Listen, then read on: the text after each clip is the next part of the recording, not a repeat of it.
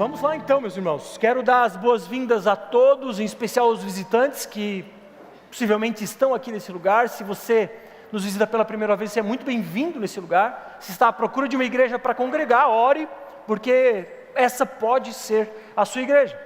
E nós estamos comemorando um mês da Reforma Protestante.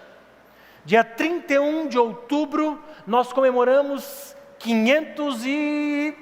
7 anos da Reforma Protestante. E por conta do mês da Reforma, vamos iniciar uma série de 5 pregações, falando sobre as 5 solas, e você já vai entender do que se trata, caso você não tenha familiaridade. E a série é intitulada A Reforma Protestante e o Impacto na Igreja Moderna. Eu falei 507, mas são 504 anos da Reforma Protestante, não, 507 mesmo, né? 1517 a 2024, façam a conta aí. E vivemos uma época, em alguma medida semelhante à época de Martim Lutero, uma época de superficialidade bíblica. E a pergunta que nos vem é: será que precisamos de uma nova reforma? Porque a verdade é que o Evangelho, muitas vezes, em muitos lugares nessa nação, está sendo diluído. E porque está sendo diluído, nós precisamos resgatar o verdadeiro Evangelho. Porque a missão dessa igreja é ajudar você a ser parecido com Jesus. E isso só vai acontecer se o verdadeiro Evangelho for pregado nesse lugar.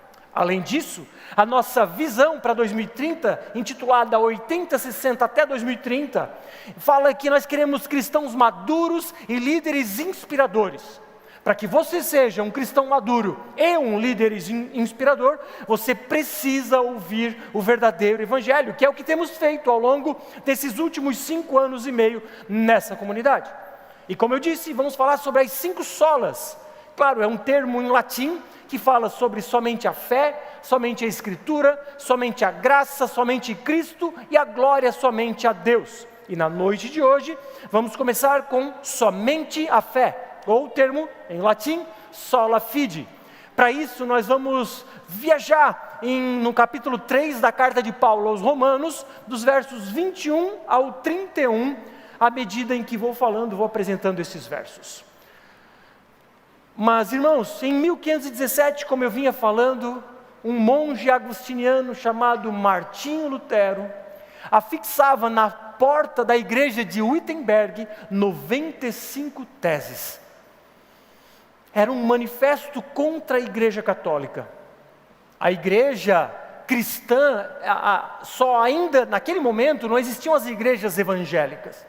Naquele momento já tinha havido uma divisão, a igreja ortodoxa, a igreja do Oriente, e a igreja católica romana.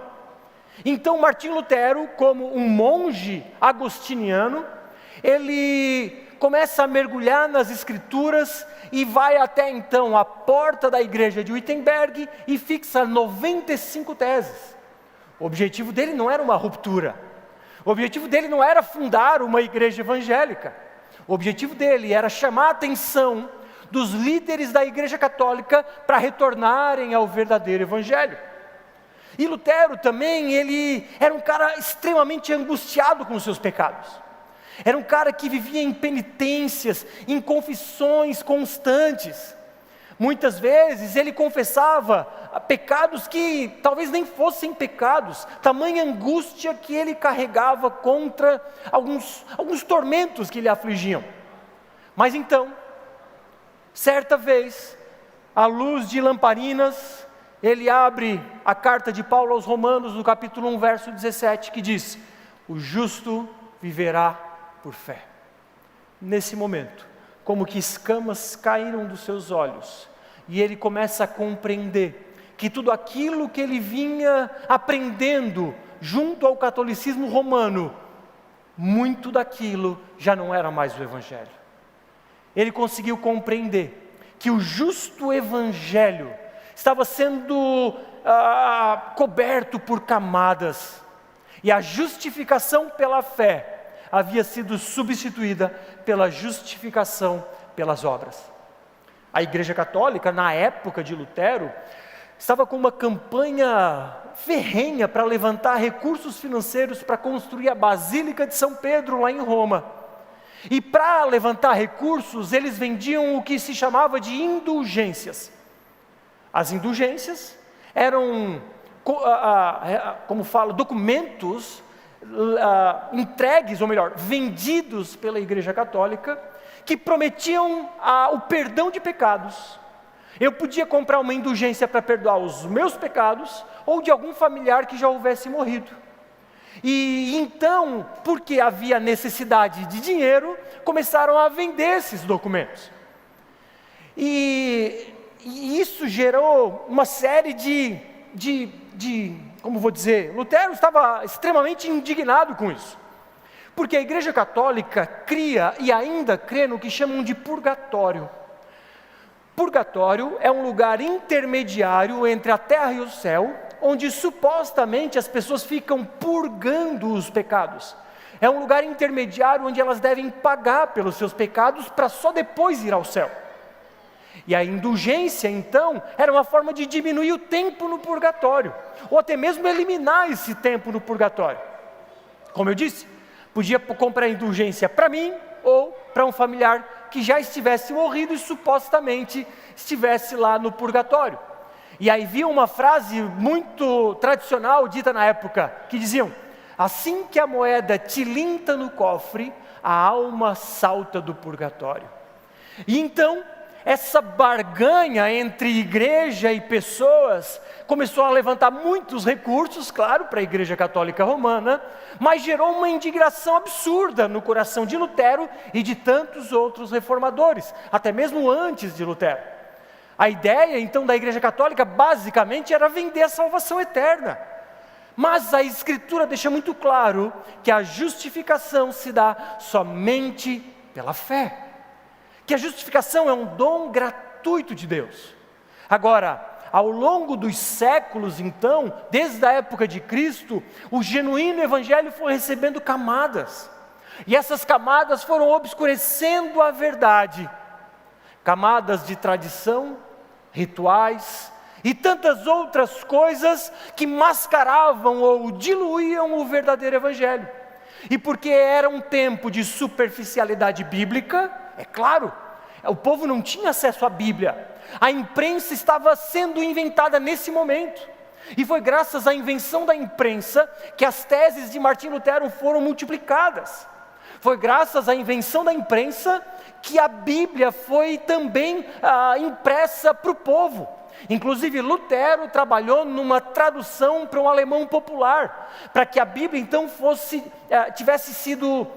para que o povo tivesse acesso às Escrituras, e não mais vivesse alheio às verdades bíblicas, não mais vivessem dominados por líderes religiosos que manipulavam o povo.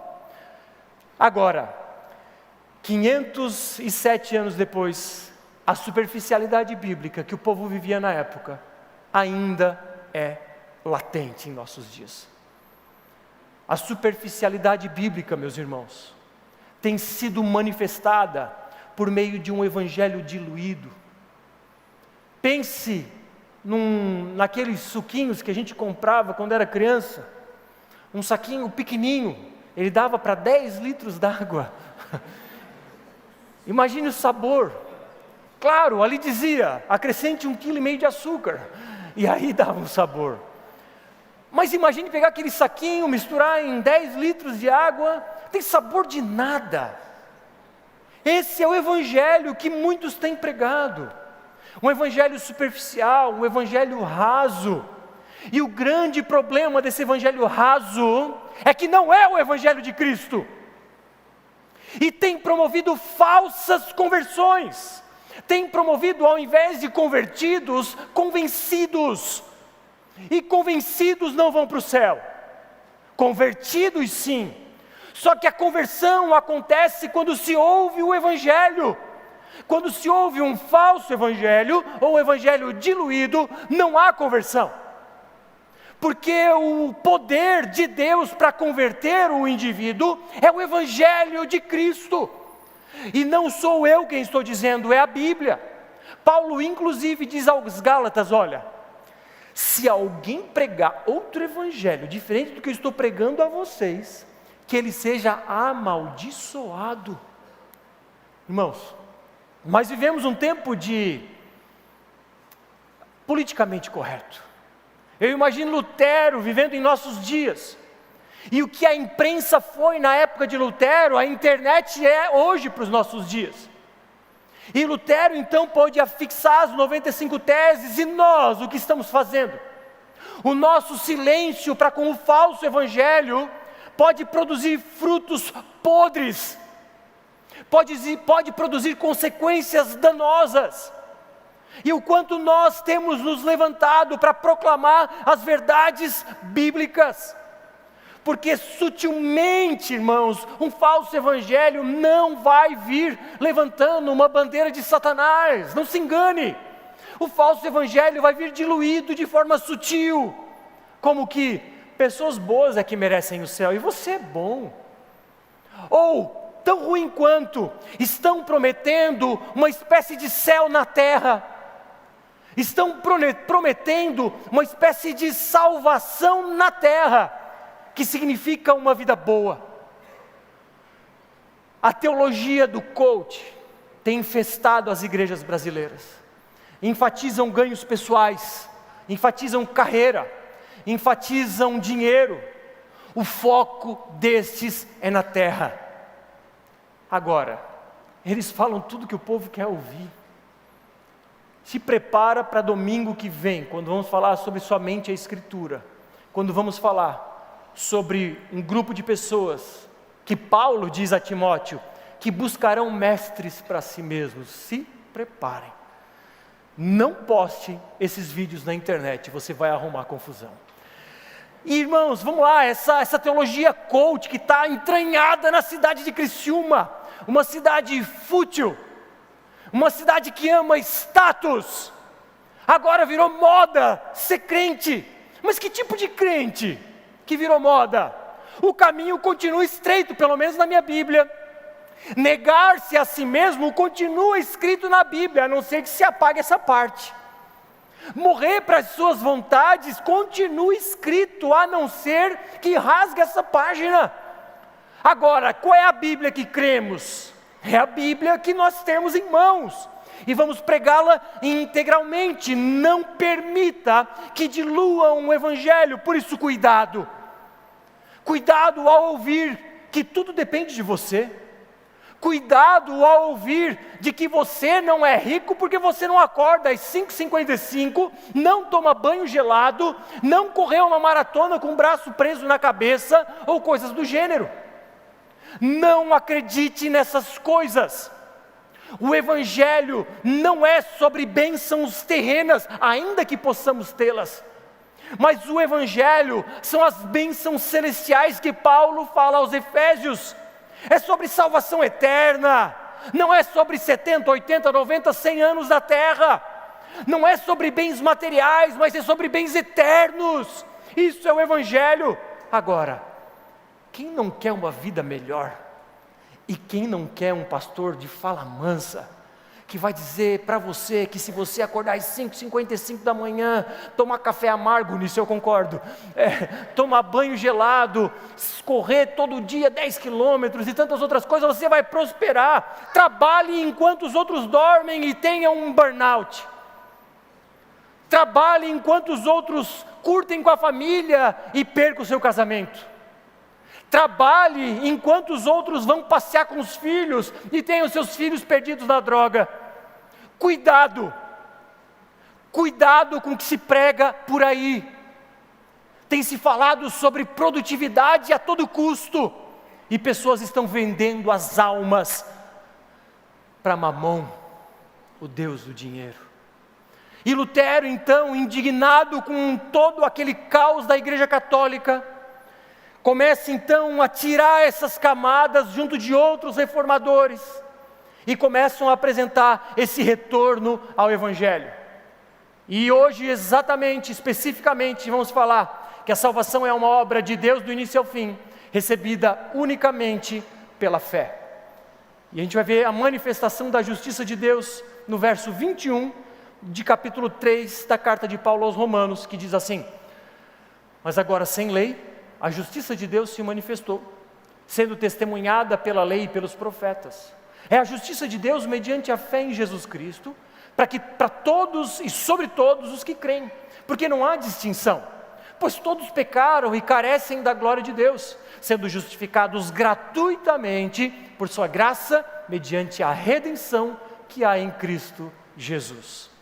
Paulo então, nessa carta, uma carta com uma profundidade teológica grande, irmãos. A carta de Paulo aos Romanos não é fácil de compreender, e eu vou tentar me fazer entendido aqui nessa noite. Mas o ponto é que ele começa a construir a sua argumentação no início da carta. No capítulo 1, ele diz que os gentios são pecadores. O gentio era todo aquele que não era judeu. E ele diz, Paulo, um judeu de origem, diz: todos os gentios são pecadores, porque eles não conseguem reconhecer Deus na criação, e por causa disso são indesculpáveis. Mas ele não para por aí. No capítulo 2 ele diz, judeus, pecadores. Todos os judeus são naturalmente pecadores. Então ele conclui essa argumentação no capítulo 3 dizendo, olha, gentios são pecadores, judeus são pecadores, não há nenhum justo, nenhum sequer. Não há quem entenda, não há quem busque a Deus. Todos se desviaram e juntamente se tornaram inúteis. Não há quem faça o bem, não há um sequer. Essa é a condição da humanidade. Por causa da queda de Adão, nós herdamos o pecado original. Isso significa que as crianças podem parecer inocentes em alguma medida, mas são inocentes porque não experimentaram pecados mais pesados, por assim dizer. Então, por isso que eu digo, são inocentes entre aspas. Elas são culpadas, elas são pecadoras, e porque são pecadoras, elas precisam ouvir o Evangelho. E elas são pecadoras porque herdaram a pecaminosidade de Adão. São inocentes porque, de novo, entre aspas, porque não experimentaram muita coisa como nós experimentamos. Mas todo ser humano nasce em pecado. Por isso que Jesus precisou nascer de uma virgem. Então, o ponto de Paulo aqui é que todos somos pecadores quando nascemos. E por causa disso, estamos afastados de Deus. Paulo vai dizer que nós éramos inimigos de Deus. E mais, Paulo vai dizer que a ira de Deus estava sobre nós. A ira de Deus. Você sabia? E vou falar baixo para que não ouçam. Há pessoas lá fora que não falam sobre a ira de Deus, mas ela é real, e ela vai ser derramada sobre todo aquele que não se render a Cristo. E essa era a nossa condição passada, pecadores. Como o texto diz, não há um justo, ninguém é justo, ninguém busca Deus. Agora, ao mesmo tempo que somos pecadores, ou éramos, Deus é santo. Deus é perfeito. Imagina hoje, meio-dia, você foi almoçar na casa da sua mãe, seu pai, né, família reunida, aquela toalha branquinha, toalha de mesa, e de repente vem a criança e derrama suco de uva na toalha. Uma pequena gota de suco de uva na toalha. Tudo bem, a avó vai dizer, acontece, eu vou botar para lavar, não se preocupe com isso. E talvez esteja preocupada, a minha toalha nova pode manchar. Mas o ponto aqui é que aquela toalha já não é mais puramente branca. Ela está manchada com suco de uva. E Deus, sendo plenamente santo, perfeito, não pode se contaminar com um único pecado sequer. E Ele é perfeito e por causa disso Ele não se relaciona com pessoas imperfeitas.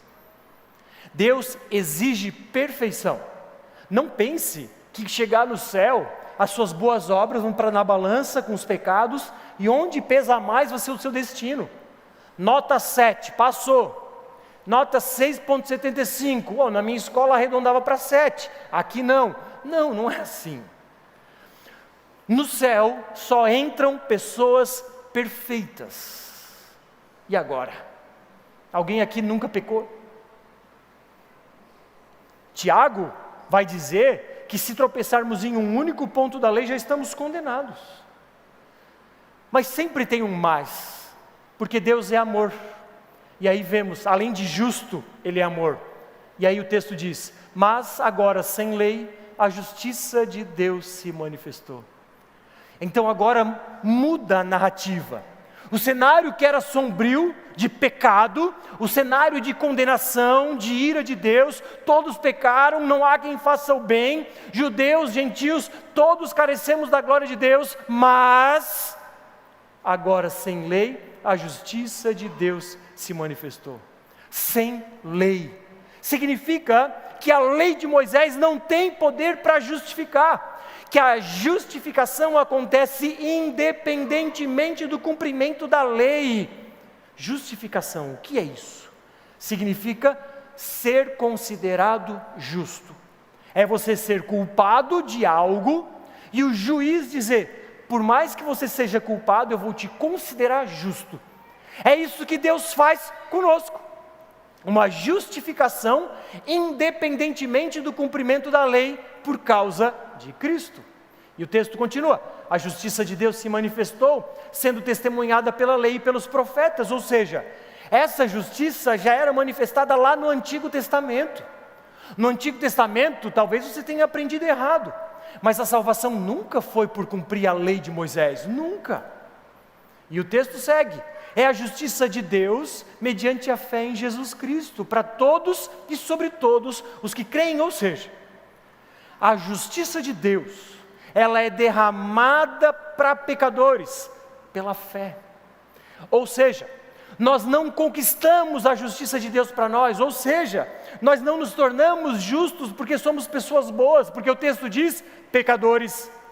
Ninguém consegue ir ao encontro de Deus por conta própria. Isso é um presente que nós recebemos pela graça, mas nos apropriamos pela fé. Isso é justificação pela fé e não por obras, que era a disputa de Lutero. A Igreja Católica dizia: você pode ser justificado pelas boas obras, você pode alcançar o céu pelas boas obras. Se você for uma pessoa boa, você vai para o céu. Mas essa não é uma verdade bíblica, portanto não é uma verdade. A Bíblia nos diz que somos considerados justos pela graça e nos apropriamos pela fé. Agora, o que é fé? Fé não é acreditar. A Bíblia diz que o diabo acredita em Deus e treme de medo. Fé começa por acreditar, mas fé significa confiar. Significa nos apropriarmos da obra de Cristo para então compreendermos a entrada nos céus. Significa que eu não posso acrescentar nada a não ser o sangue de Cristo. Significa que eu não posso buscar por meio de boas obras ser aceito por Deus. Confiar significa abrir mão da minha autoconfiança. Confiar significa abrir mão da minha autojustiça. Eu não tento me justificar diante de Deus. Eu não tento ser aceito diante de Deus por aquilo que eu faço de bom. Eu só aceito diante de Deus por causa do que Cristo fez de bom. Isso é fé. E fé também é ser fiel. É corresponder a esse amor que nos alcançou. E o texto continua, porque não há distinção, ou seja, judeus, gentios, ricos, pobres, moralistas, imorais, estudiosos, pessoas que não sabem ler, enfim, não há distinção. Brasileiros, japoneses, sul-coreanos, norte-coreanos, não há distinção. E Paulo segue, porque todos pecaram e carecem da glória de Deus. Essa é a realidade da humanidade. Todos pecaram, todos estão distantes da glória de Deus, todos estão separados, todos estão recebendo a ira de Deus, mas, sempre tem um mais, você não conquista esse lugar de amizade ou de reconciliação com Deus por meio de seus esforços. É Deus que vem ao nosso encontro, derrama graça e nos apropriamos dessa justiça pela fé. Verso 24, sendo justificados gratuitamente por sua graça, mediante a redenção que há em Cristo Jesus. Irmãos, diante do tribunal de Deus, porque vai chegar um dia que nós vamos nos assentar diante do justo juiz. E nesse grande e glorioso dia, nós prestaremos conta das nossas vidas. Aqueles que em vida, lá não dá mais tempo, em vida, se renderem a Cristo como Salvador e seu Senhor, estes, no dia do tribunal, serão declarados justos. Agora pensa na seguinte situação: o evangelho diluído por aí afora, as pessoas acham que são cristãs, porque ouviram esse evangelho, elas não são convertidas, elas são convencidas, e elas seguem na igreja, são dizimistas fiéis, ajudam, servem, se envolvem, e no grande e glorioso dia, elas prontas para entrar no céu, Jesus diz: aparta de mim, não te conheço. Como assim, Jesus? Eu frequentei a igreja X. Não, nunca te conheci, aparta de mim. A Bíblia que diz isso, irmãos, não sou eu que estou inventando. Então, meus irmãos, percebe a urgência de pregarmos o verdadeiro evangelho para esse mundo de hoje? Porque pessoas convencidas por meio de um falso evangelho chegarão naquele grande e glorioso dia e não serão justificadas, serão condenadas. E não há, diferente do que a Igreja Católica entende, não há purgatório, não haverá mais tempo. Ou é novos céus e nova terra, ou é lago de fogo e enxofre. Então, Lutero vai dizer: olha, é pela graça, porque a Bíblia diz, Paulo vai dizer, é um dom gratuito. Olha o que o texto diz: somos justificados gratuitamente, ou seja, não precisamos pagar nada, não precisamos fazer nada, é graça. Graça é recebermos algo que não merecemos. Não merecíamos, pecadores, inimigos de Deus, recebedores da sua ira e da condenação eterna. Essa era a nossa realidade. Mas, meus irmãos, recebemos de um presente, uma graça.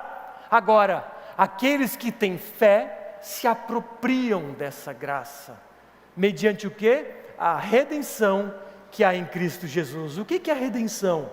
É o que nós cantamos por último: eu sou livre. O termo redenção é do mercado de escravos. Um escravo poderia ser redimido, ou seja, alguém pagava o preço para comprar a sua liberdade. E nós fomos então redimidos. E, irmãos, o preço foi alto. O preço foi alto. Foi necessário que o Filho de Deus viesse para a terra e derramasse até a sua última gota de sangue, para que nós fôssemos feitos livres. É por isso que a autojustiça é ineficaz. A moralidade, as boas obras, seguir os princípios judaico-cristãos, fazer coisas boas, entregar cestas básicas, e tudo isso são coisas boas sim, mas não te fazem merecedores do céu. Nem rituais religiosos fazem. Irmãos, isso significa que estendemos mãos vazias, e isso nos humilha. Irmãos, coisa mais humilhante é um morador de rua que estende mão vazia para ganhar 50 centavos. Isso é muito humilhante. Mas tão humilhante quanto, ou pior, é nós estendermos mãos vazias ao nosso Deus, suplicando por misericórdia. Agora, essa humilhação diante de Deus não é uma humilhação má, é uma humilhação boa. Ela aniquila orgulhosos. Essa humildade exigida para estender mãos vazias aniquila o nosso orgulho e nos faz aprendermos a receber. Como é difícil recebermos, irmãos. Não, eu preciso merecer para receber. Não, com Deus você não pode se esforçar nada para conquistar. Com Deus você estende mãos vazias e de forma humilde aprende a receber. E isso deve nos trazer paz, porque não depende de nós. Isso nos liberta da religiosidade superficial e ritualística, porque Jesus resolveu o nosso problema com Deus. Então, em quem você confia para entrar no céu? Nas suas boas obras ou na obra de Jesus Cristo? Agora, o meio de justificação, o texto continua: a quem Deus apresentou como propiciação no seu sangue mediante a fé. Deus fez isso para manifestar a sua justiça, por ter Ele, na sua tolerância, deixado impunes os pecados anteriormente cometidos, tendo em vista a manifestação da sua justiça no tempo presente, a fim de que o próprio Deus seja justo e o justificador daquele que tem fé em Jesus. Irmãos, isso aqui é o coração do Evangelho. Olha como o texto começa, e a gente quebra em partes para facilitar o entendimento. Jesus, a quem Deus apresentou como propiciação no seu sangue mediante a fé. Propiciação, um outro termo difícil. Propiciação significa um sacrifício substitutivo. A ira de Deus seria derramada sobre nós, mas Jesus foi a propiciação, a ira foi desviada. Então, nós fomos contados como justos. A justiça de Deus foi imputada a nós, ou seja, colocada na nossa conta. E a nossa culpa foi imputada a Cristo, ou seja, colocada na conta dele. É o que os teólogos chamam de dupla imputação. A justiça de Cristo vem para nós e o nosso pecado vem para ele. Isso é propiciação. Significa que ele pagou o preço necessário. E o seu sacrifício foi a morte definitiva para aplacar a ira do Pai. No Antigo Testamento, se matava animais, também se sacrificava, mas era uma forma de apaziguar temporariamente a ira de Deus. Era uma forma de perdoar temporariamente os pecados do tempo do Antigo Testamento. Mas Jesus é o último sacrifício, o sacrifício perfeito e definitivo. A morte sacrificial de Jesus satisfez a ira santa de Deus. Por isso, a cruz jamais pode ser vista como um acidente na história. A cruz já estava decidida antes da fundação do mundo, porque a cruz seria o instrumento de redenção do povo de Deus. E tudo isso não acontece por boas obras, não é porque você é bonzinho, você aprendeu, você é mau e eu também. Mas tudo isso acontece, como o texto diz, mediante a fé. O sacrifício de Jesus só é eficaz para aqueles que entregam as suas vidas a Ele pela fé. E lembrando que fé é acreditar, é confiar e é ser fiel. Deus fez isso para manifestar a sua justiça, por ter Ele, na sua tolerância, deixado impunes os pecados anteriormente cometidos. Então a ideia aqui é que Cristo, Ele demonstrou a justiça de Deus, ou Deus usou Jesus para demonstrar a sua justiça.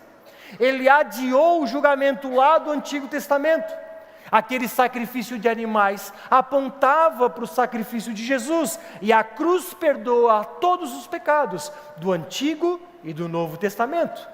Isso faz com que a justiça de Deus se permaneça, porque olha só, se Deus esquecesse dos nossos pecados, Ele seria injusto, mas Ele precisa penalizar cada pecado nosso. E o que Ele fez? Ele manda Jesus para receber a penalidade pelos nossos pecados. E isso faz com que Deus seja justo, porque alguém precisaria pagar o preço. E o 26, tendo em vista a manifestação da sua justiça no tempo presente, a fim de que o próprio Deus seja justo e o justificador daquele que tem fé em Jesus. Então Deus é justo, Ele mantém a sua justiça porque Ele penaliza o Filho dEle no nosso lugar, mas Ele é o justificador também, ou seja, Ele é aquele que declara o pecador justo. É a justiça de Deus e a sua misericórdia se encontrando, é o que Sproul disse. A cruz é o lugar onde a justiça e a graça, a ira e a misericórdia se encontram. Agora, você percebe o quão terrível é o nosso pecado, irmãos? O Filho de Deus precisou morrer. Como você lida com o seu pecado diante dessa verdade? O Filho de Deus precisou morrer pelo meu pecado e pelo seu pecado. E Ele nos dá a salvação de presente. Embora culpados, somos declarados justos. Você já parou para pensar que amor é esse? E como o Rafinha disse, às vezes a gente não para refletir de forma profunda nisso.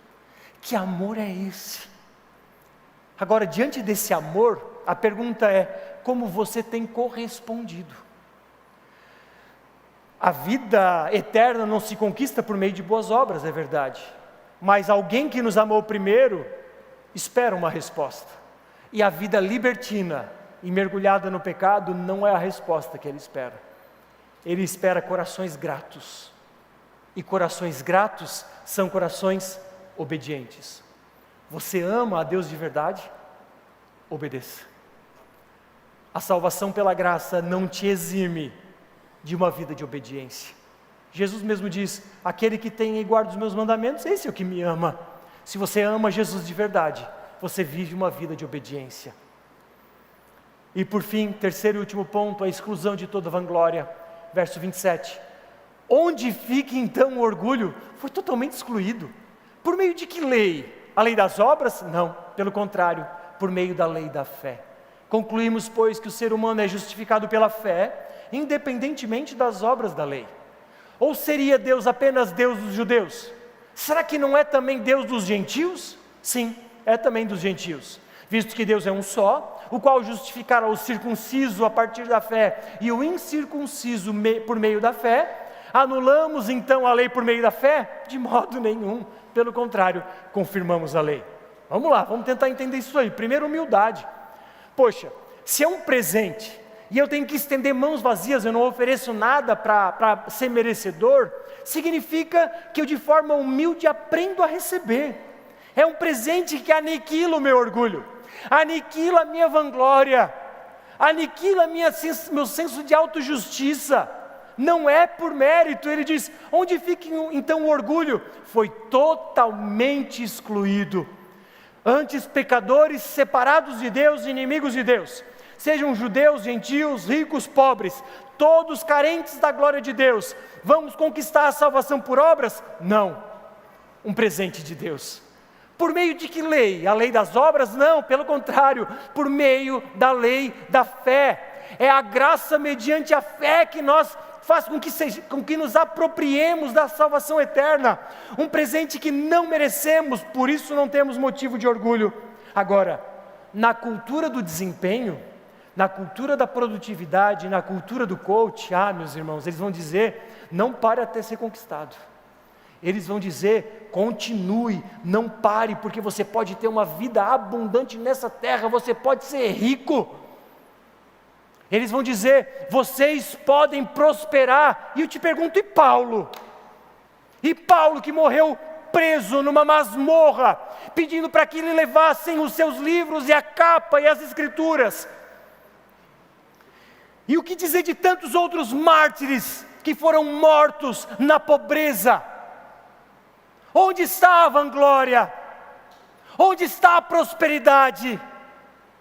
Onde estão as bênçãos materiais de tantos homens e mulheres de Deus que morreram pobres, perseguidos, escondidos em cavernas, e como vimos algumas semanas atrás, o mundo não era digno deles, é o que o autor de Hebreus diz.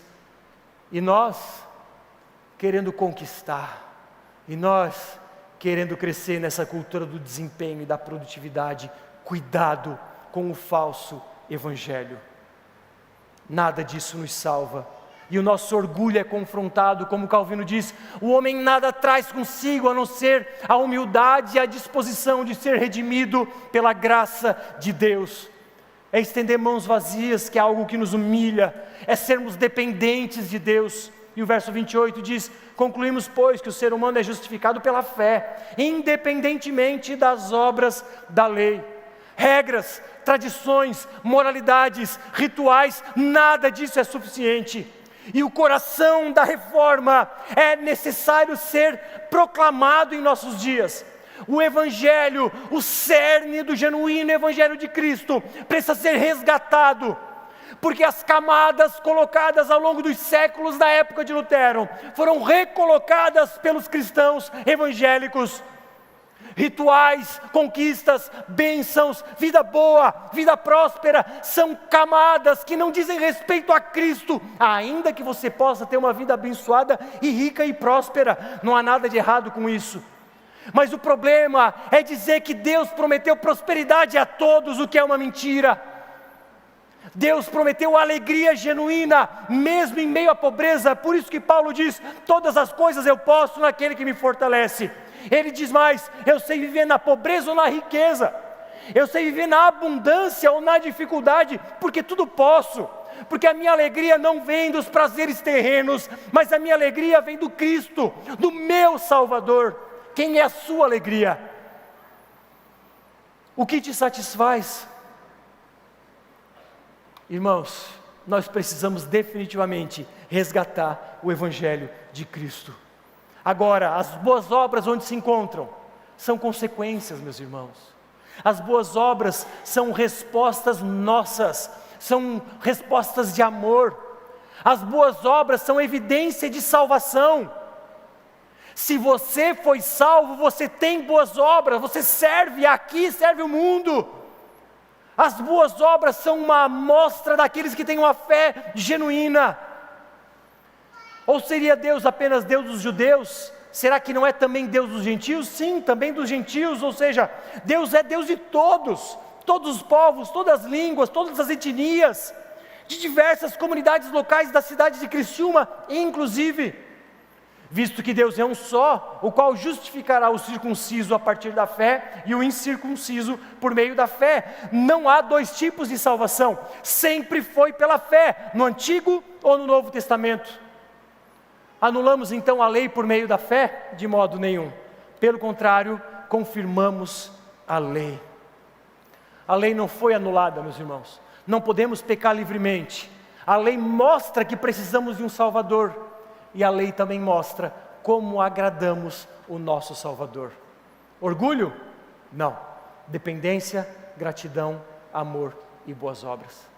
E eu concluo então dizendo que sim, vivemos um tempo de superficialidade espiritual, camadas colocadas em torno do Evangelho, uma religiosidade fria, mesclada por boas obras, prosperidade e coach. E onde está Jesus? Eu te pergunto.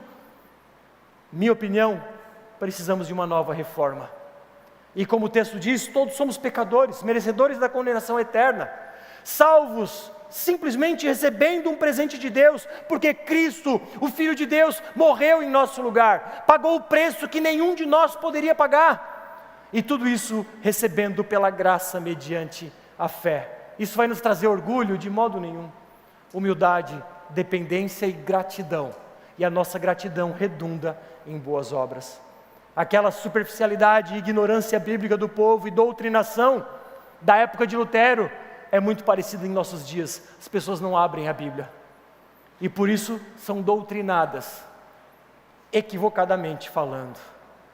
Os papas, entre aspas, os papas evangélicos estão enriquecendo, estão construindo as suas catedrais, estão enriquecendo às custas de um povo, prometendo prosperidade ao povo, quando ele é quem prospera. Eu não vou ficar calado. Tentaram me calar, mas eu não vou ficar calado, porque eu presto contas a um Deus, não a homens. A salvação é uma obra de Deus do início ao fim, recebida unicamente pela fé. 3 passos práticos. Confie plenamente na justiça de Cristo, não em suas obras. Não é mérito, é graça. Quais áreas da sua vida você tem buscado ser aceito por Deus ou mesmo por homens? Confie na justiça de Cristo, isso basta. Viva com humildade, rejeitando a vanglória. Cuidado com o orgulho que toma conta do nosso ser. Mídias sociais, uma vitrine para exposição pessoal e orgulho e vanglória. Humildade, dependência e amor ao próximo, sem julgamento. Qual área da sua vida você precisa ser mais humilde?